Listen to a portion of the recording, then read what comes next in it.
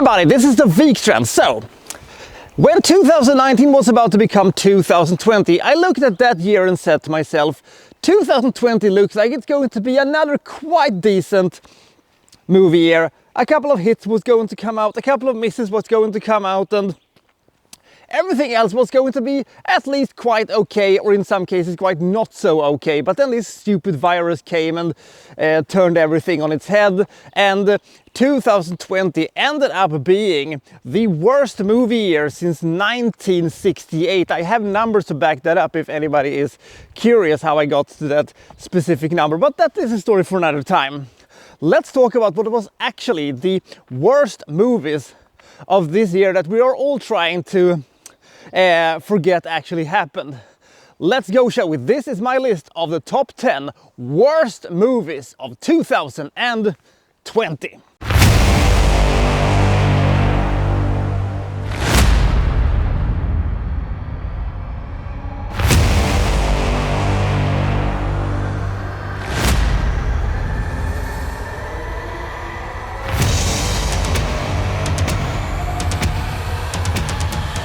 The rules for this is the same as it always is when it comes to year-based lists. It can be any genre, it can be any country, but it has to be originally released in the year 2020. And unlike most years, this list will be highly populated by streaming movies. So you have that to look out for. Black Fire, also known as Dark Forces apparently.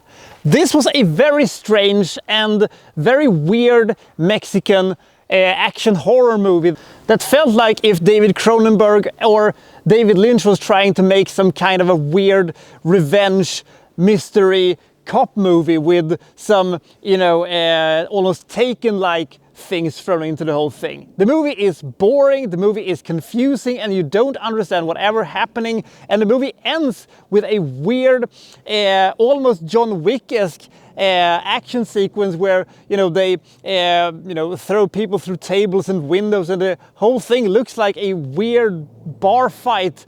And the movie ends in a confusing way. The movie is bad. The movie has bad acting. The movie has bad cinematography. It looks cheap and ramshackled.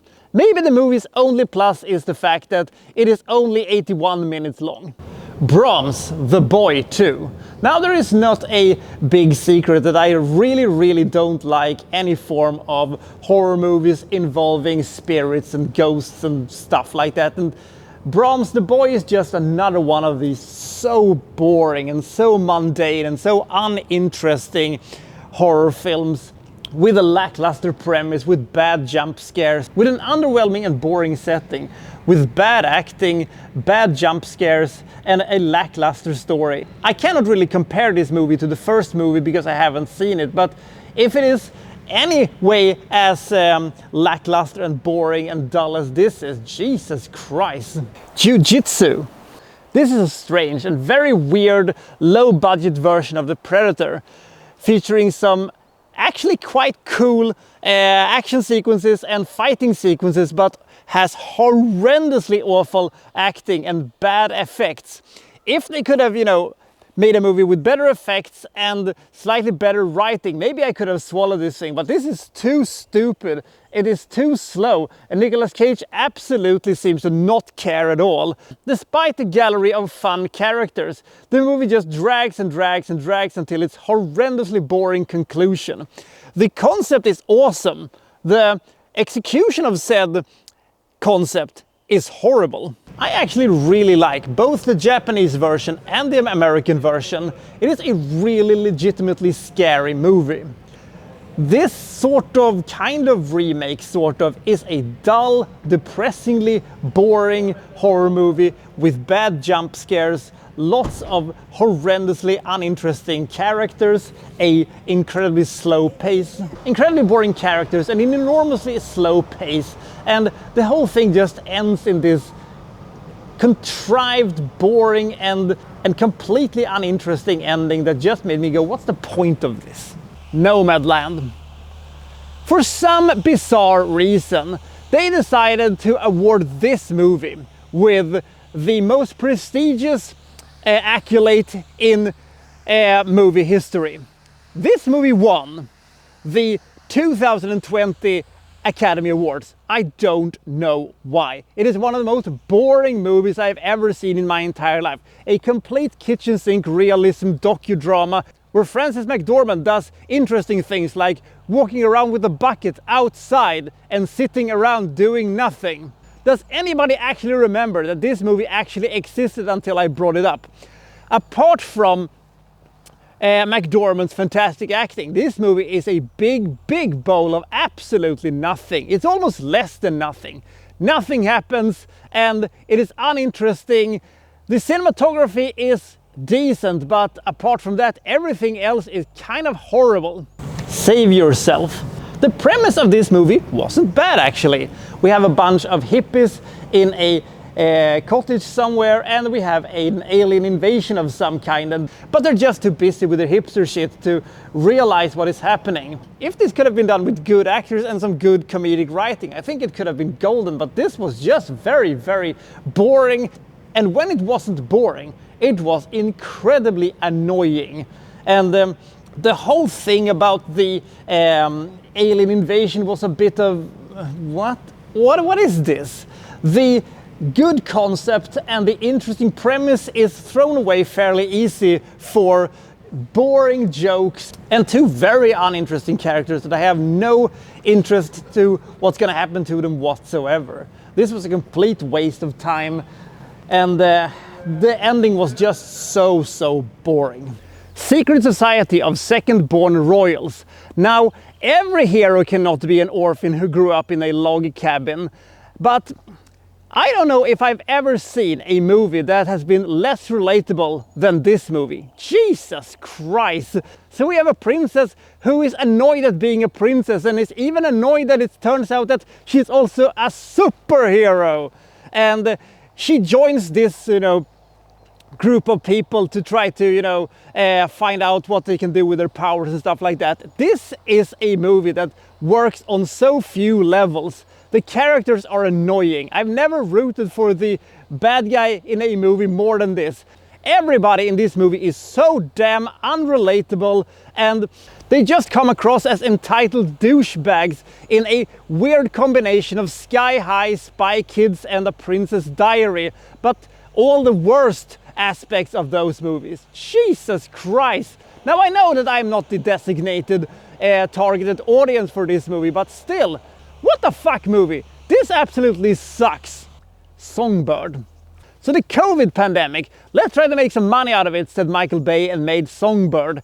A weird drama action thriller, sort of a kind of a disaster movie about the COVID pandemic and with the lockdowns and stuff like that. And this movie was so boring. They could have done so much cool stuff with it if they, would have dared to do it.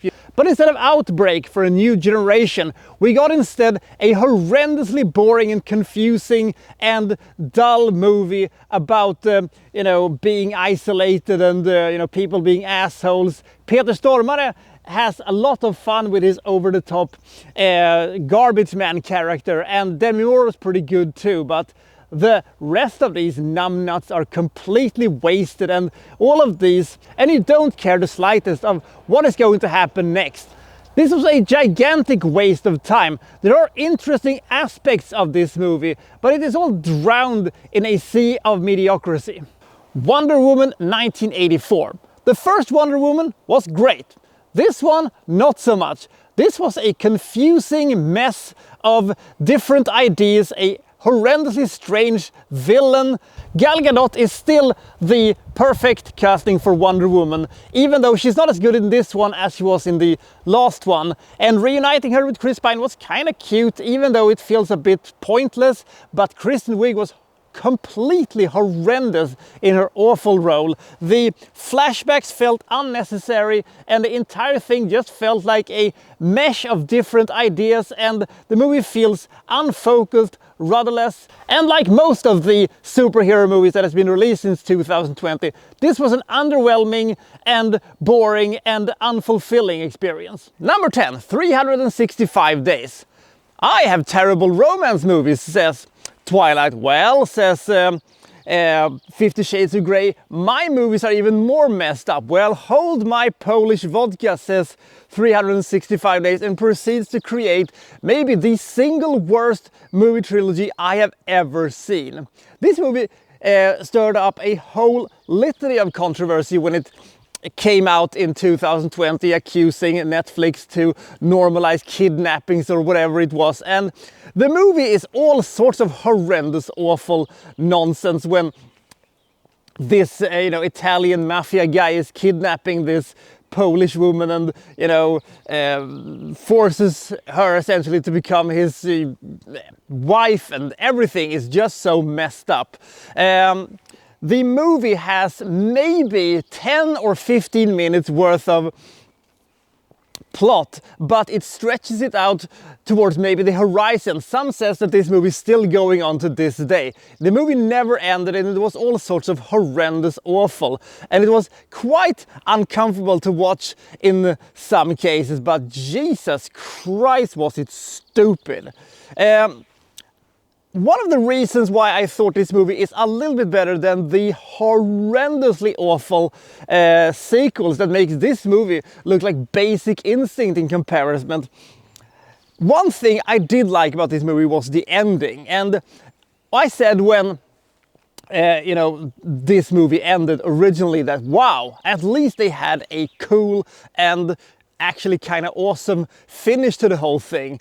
But it turns out that they retconned the damn thing for the sequel, so that ended up hurting this movie severely and earning it a firm place on this illustrious list. Horrendously awful acting, a glacial pace. The only thing I will say kind of actually works in this movie is the fact that they've actually made the sex sequences at least look a little bit more realistic, a little bit more unpolished and raw than what usually Hollywood is doing. But on the other hand, when we're talking about that this is essentially some kind of a really messed up relationship, it kind of puts a little bit of a wet blanket over the whole thing. Ugh. Number 9. The Craft Legacy. Who wanted a sort of sequel, remake, reboot kind of a thing to the mid-90s witchcraft movie, I ask? Who wanted this? What we ended up with was more of something from the Disney Channel rather than something from Blumhouse. This was a completely horror-free horror movie with horrendously boring characters, some of the worst writing I have ever seen, some of the worst characters I have ever seen, and I hate to use this term, but once or twice it actually has to be used. This is the wokest fucking movie that ever woked. The discussions they have about feminisms and manliness and stuff like that is just so awful. I can have some patience for these kind of things, but sometimes it just takes over the movie to the point where I said, well, can we get to something interesting? But we didn't do that. This was so awfully boring, and considering that at least the original had this punk rock kind of cool vibe going on, at least they had characters that you did sort of kind of cared about, compared to this, it even made the movie The Covenant palatable by comparison. And when you're thinking about what kind of absolute cinematic abomination that movie was, that is saying something. Number 8, A Fall from Grace. They actually had a kind of decent romance thing going on here until we got to the, trial thing, and everything just fell apart when, the entire thing with the courtroom drama and the backstory of the characters just fell through. I liked the romance and the thing that they've gotten up to that point, but everything after the trial starts in this very boring courtroom drama just fell off a cliff, and also had a thing that they introduced around 50 minutes into this movie when they say, oh, by the way, we have this thing going, and you said, what? Now, I'm not an expert in American, lawmaking, but I find it very difficult to, swallow that little piece of evidence. And the movie ends in horrendously weird ways, and I just went, what was the point of this? Ugh. Tyler Perry might be one of the worst directors I've ever witnessed. I have only seen a handful of his movies, but I still haven't seen a single movie that I've rated above 20, and this movie certainly wasn't one of them. It was even worse than that. I think, apart from Boo, this is the worst movie I've ever seen by him, and Jesus Christ, that is saying something. Number 7, Asteroidageddon. So, Asylum is at it again with this weird and wacky and awful looking disaster flick where we have rebellious, scientists, and, we have asteroids coming in, and we have bad special effects, and we have scientists who aren't being taken seriously because they dress funny when they appear in front of the United Nations and other kind of asinine bullshit.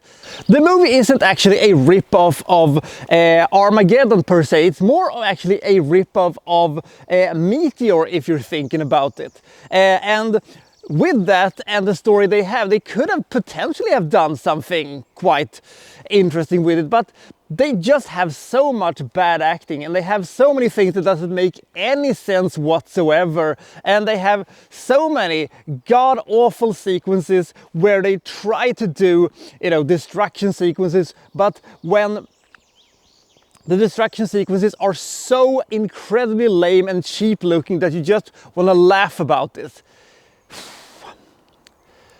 Asylum has technically actually done a couple of movies over the years that hasn't been awful. This is, however, one of the worst things they have ever done. And every time you're just thinking that, well, this movie cannot get any dumber, they say, well, we can do something that actually is dumber. Whew. This movie is not very good. The story isn't terrible, but the presentation of said story, oh boy it is. Number 6, Bridge. So we have another horrible Bruce Willis movie in which he very boringly is walking around a spaceship that has been invaded by, some destructive cosmic force in this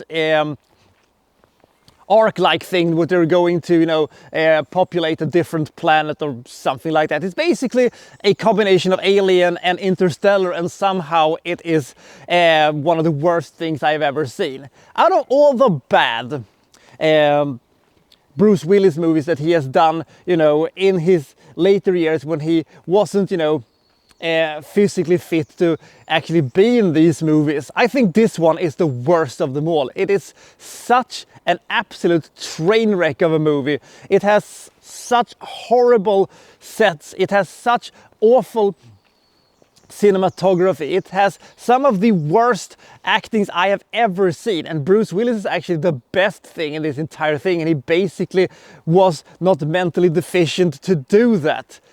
Let's just think about that for a second, and the movie ended in the most cliched and boring way possible. And when that ending happened, I was just going, oh, fuck off! Just fuck off! Jesus Christ, we've suffered through all of this to end up here. Oh. Number 5, Monster Hunters. Okay, Asylum, you've done it again. You've actually gone and done a movie that is even worse than Asteroidageddon. This is, monster hunting in the desert, and we have really bad special effects, and we have even worse characters, and we have some of the dumbest sequences I've ever seen. And it just moves so incredibly slow that you're thinking to yourself, have I accidentally set this, to a 0.5 speed or anything like that? Because this movie just goes nowhere.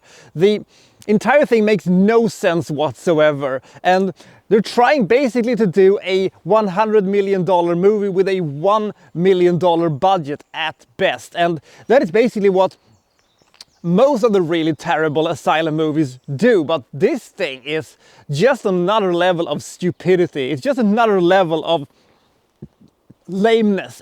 And poor Tom Sizemore, he must have, been wandering around this set one day and thinking to myself, a little bit over 20 years ago, I worked with Steven Spielberg, and now I am chasing this badly animated, monster in the California desert. Jesus Christ, how much, worse can my career get, he must have thought.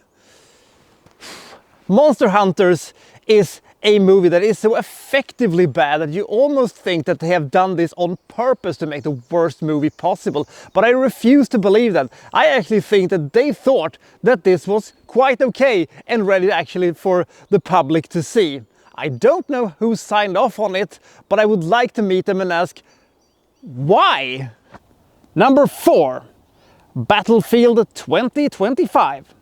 Now, the same week that I am recording this, the teaser trailer for the upcoming Predator Badlands has hit. And the thing is that the internet has been just gone into an absolute frenzy of trying to tell us that this is going to be the worst thing ever and they hate the look of the Predator, etc, etc. It's not anything new. They have been complaining about the look of the Predator basically since 2004 in some shape or form, and I'm not that worried actually. We're going to have to wait to watch the final product to determine whether or not this is bad or not. But I will say this, that Predator Badlands will be better than Battlefield 2025. That is an absolute guarantee. Battlefield 2025 is a horrendous, awful, low-budget Predator movie, essentially where we have a bunch of really unlikable characters that's being stalked and being, preyed upon by this Predator knockoff, essentially. And it is all sorts of bad. And you don't care about any of these characters because they are so awfully written and they are essentially a bunch of assholes. And one thing that happened in this movie that made me a little bit, well, that was horrible, was the sound mixing. I don't think I've ever watched a movie with worse sound mixing than this movie. We have sequences where, people are driving in cars, but we don't hear any form of sounds from the engine.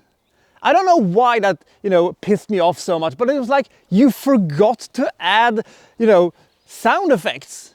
Or is this Jeep a completely silent Jeep that doesn't have any sort of sounds whatsoever?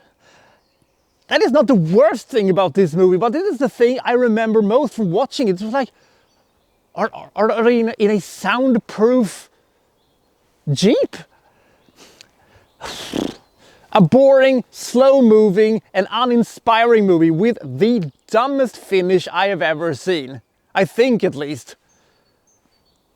Can I come up with a movie with a worse ending than this one? I don't know. Jesus Christ, that ending. Number 3, Hubby Halloween. So Adam Sandler has spent, a couple of years on Netflix making not so good movies, but at least it has been better than, the movies he was trotting out in the 2000s and the early 2010s. And I essentially had lowered my defenses after seeing movies such as, Murder Mystery and stuff like that, and I'd seen that he had done, good things like Uncut Gems, and, maybe he isn't as bad as I have sometimes thought he was, I thought. But then Hubby Halloween came out. It was like seeing something that was made in the early 2000s. This is Adam Sandler in, man-baby mode throughout the entire thing. I hated his character so much that I wished that, the local population was pelting him with grenades instead of, the things they were pelting him with. Aim closer and try to kill this motherfucker, I said. I hated him so much. The story is the most classic and generic Adam Sandler bullshit you can ever think of, and it made me actively angry. Bad comedies is some of the worst thing you can ever do, and when you're making a comedy that makes you angry, that doesn't even make you apathetic about it, that makes you actively angry and actively hope that the movie ends, or hope that Adam Sandler's awful character is, being shredded into 1,000 pieces or something like that. Just make something happen. Just do something, I thought. And the weird ass story that somehow kind of tries to combine a little bit of hocus pocus with the movie Halloween could have been a potentially good idea if it hadn't started Adam Sandler at his absolute worst.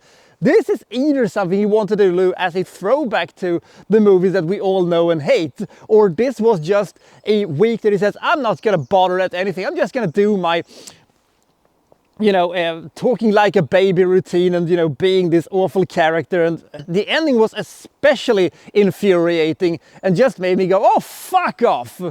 It took me several years after this to actually watch a new Adam Sandler movie and thought that, well, is it safe now to come out? Is it safe now to watch an Adam Sandler movie without me trying to actively break my phone after having to watch it? Jesus Christ, this movie.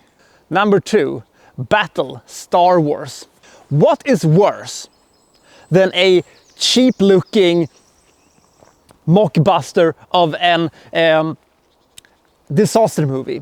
The correct answer to that is a mockbuster version of Star Wars. This movie is one of the worst things I have ever seen. This movie is everything that is wrong with this cheap ass filmmaking, because they just took this story and very, very, very lazily just laid out some shit and said, well, walk around here and point this plastic looking weapon towards the sky and we'll fix everything in post. And they fixed nothing in post. This has some of the worst acting I've ever seen. It has some of the worst special effects I've ever seen. It has the ambition of creating a vast space opera, cable access level. And I just thought when I said this thing cannot possibly get any dumber and it cannot possibly get any more uninteresting. But somehow they found a way. I am surprised, actually, that not more people are talking about this as, being one of the worst movies that has ever been made. It's by far one of the worst science fiction movies I've ever seen. And it is just so lazily and it's just so badly put together that I thought to myself, this has got to be the worst movie of 2020, right? When I saw it. But I was wrong, because there was one movie that came out that was actually able to even outclass this movie, and it did it with ease. This is one of the worst things I have ever seen. It is the worst action movie I have ever seen in my entire life. And number 1, The Last Days of American Crime. So some of us can enjoy these stupid purge movies, right? And you're thinking to yourself, well, this is so goddamn stupid, but that this would never work in any, realistic scenario. And yeah, that is true. The only Purge movie I thought actually, worked was The Forever Purge, because that's sort of I think, what would eventually happen. So that actually made sense. It is the best Purge movie of all time. Now, even in its dumbest, even at its most unrealistic levels, the Purge movie can at least work in some kind of sort of way, But The Last Days of American Crime might have the single dumbest premise I have ever seen for a movie. So the story is essentially that they have this kind of device that makes it impossible for people to commit crimes. And that's bad somehow. Yeah, we don't want to have these child molesters, and we don't want to have these kidnappers or wife beaters or bank robbers who shoots and kill innocent security guards, because this is what this movie is about. We have a bunch of bank robbers who, knowing that this change is coming, that they're going to flee to Canada, where you can be a criminal and you can kill people and you can rape people and you can murder people and you can commit tax fraud and stuff like that. But we have to be on the lines of the criminals. What the fuck? Now, you could maybe have made that thing work. Maybe you could have made the idea of that unable to commit criminal acts is a bad thing in a better way than this. You could have potentially have made this more palatable if you could have had characters we cared about. We don't have that. We have some of the most uninteresting, some of the most unlikable characters I've ever seen in my entire life. Now, you could have still combated this thing by having, you know, good writing, and you could have had interesting character development, and you could have, you know, presented this in a interesting way. No, they did not do that either. They have a horrible, horrendous script that just tries to introduce, you know, ways of maybe muddying the water a little bit, but they didn't do it enough, and they didn't do it in a believable way. So what the hell? But you still maybe could have salvaged this thing if they could have had great action sequences, if they could have spectacular car chases, and if they could have had great shootouts and cool, awesome violence and stuff like that. Maybe that could have salvaged this thing, but they don't have that either. We don't have actually that much action in this movie at all, actually, and the action sequences we do have are badly shot, horrendously edited, and looks cheap and unimpressive. And yet it could have maybe they could have salvaged this thing if they at least could have had the decency of having this movie be a 90-minute movie. Maybe then at least the torment of this thing would have been over with, you know, like the Asylum movies are, because they're usually quite short and the pain is over relatively fast. The last days of American Crime ticks in at almost 2.5 hours. 2.5 hours. The last days of American Crime clocks in at almost 2.5 hours.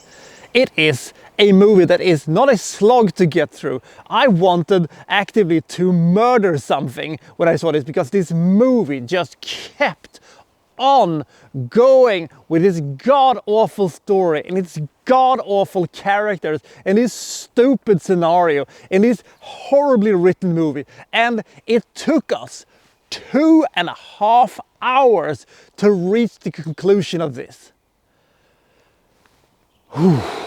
I have never been able to go back and rewatch this movie. It has left such an incredible stain in my brain that I never want to even think about it ever again. It is one of these movies where I say to myself, sometimes I hate movies. Sometimes some movies are so bad that they can actively make me hate the thing I love most. Sometimes movies are so bad that they damage the entire industry. This is one of these cases. The movie was very quickly forgotten after its release, and very few people are talking about it, thankfully. If you have ever been any curious to see this movie, do not do this. It is one of the single worst experiences I have ever seen. The Last Days of American Crime remains one of the single worst movies that has been made this decade so far. And I think that when I summarize this decade, it will still remain one of the top 10 worst movies of the entire decade. And it came out within a couple of months of, you know, this decade's starting point. Sweet Jesus. So which one is your least favorite movie of 2020? Comment below and I'll see you next time for well so and so reviewing, well, such and such. Thank you for watching. Thank you very much.